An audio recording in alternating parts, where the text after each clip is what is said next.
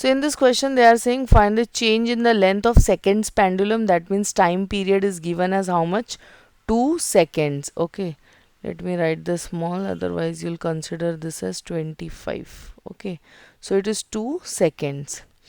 If the acceleration due to the gravity from place it changes, तो gravity का जो acceleration है जब वो एक place से दूसरे place पे जा रहे हैं तो वो change हो रहा है 9.75 से, initially it was 9.75, second place पे जाके ये क्या हो गया 9.80 मीटर पर सेकेंड स्क्वायर हो गया. Okay, so acceleration due to the gravity changes.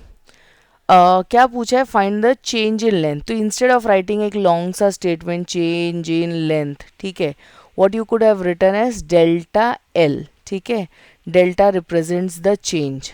Okay, moving next. कौन सा formula? But obvious simple pendulum का फॉर्मूला हम लोग फोकस करेंगे. What is that formula? 2 pi under root L by G. I hope you all are clear with this formula. ठीक है, तो थोड़ा सा हमें यहाँ पे we need to simplify accordingly. क्या सिंप्लीफिकेशन करना है चलो देखते हैं. तो इट इज़ 2 सेकेंड ना, तो इंस्टेड ऑफ टाइम क्या आ गया? 2 सेकेंड आ गया. This side what I have 2 पाई है और इधर मेरे पास क्या है? एल बाई जी है.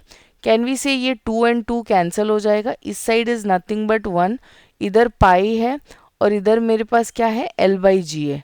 If anything is in root तो सबसे अच्छी चीज़ है कि हम उसको उससे रूट से बाहर निकाल दें. That means squaring both the side.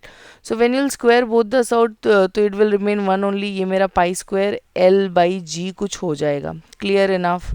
So this is the case. Okay, हम लोग क्या कर रहे थे? We were trying to figure out कि लेंथ एंड ग्रेविटी का एक्सेलरेशन जो है इन दोनों के बीच में रिलेशन कैसा है. ठीक है, what kind of relation do they have. So here what I come to know कि ये जो दोनों ही केसेस है इन दोनों का रिलेशन डायरेक्टली प्रोपोर्शनल का है. Anyways will take the formula in terms of L.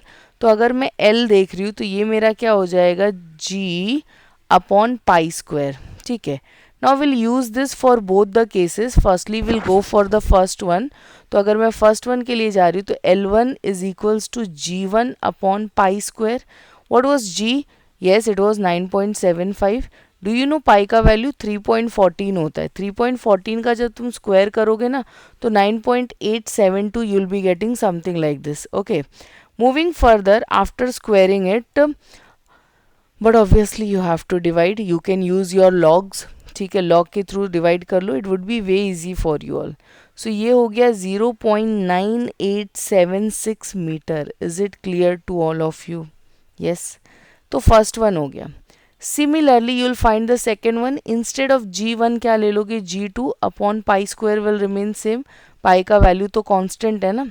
Then what we have 9.80 को हमें डिवाइड करना है 9.872 again because it is pi only. so यहाँ पे you'll simplify, you'll get something 9927 metre करके कुछ मिलेगा.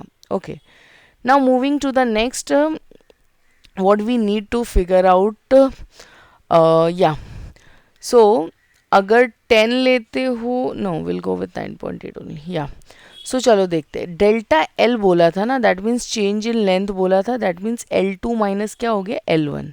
लेंथ 2 मेरा कितना है? 0.9927. इसमें से कितना हमको निकालना है? 0.9876 कुछ निकालना है. Okay, so we need to subtract this much. So it would be around 0.9927 को सब्ट्रैक्ट करना है 0.9876 से. So I will be getting a value of something 0.0051. ठीक है, ये कुछ मिला. देन ये this is something what you have got in metre. ठीक है, so this is the change in length that we have. दूसरा इसको हम लोग थोड़ा कन्वर्ट भी कर सकते हैं. We could have converted also if you going to. तो कुछ 10⁴ में जाएगा. 1 2 3 4. So you can also write this as 5 into 10⁻⁴. 1 2 3 4. so it would be minus 10⁴. और if you have rounded off till 5, ठीक है, अगर मैं यहाँ से सिर्फ राउंड ऑफ कर दूँ टिल हियर तो इट वुड बी 5 इंटू 10⁻⁻3.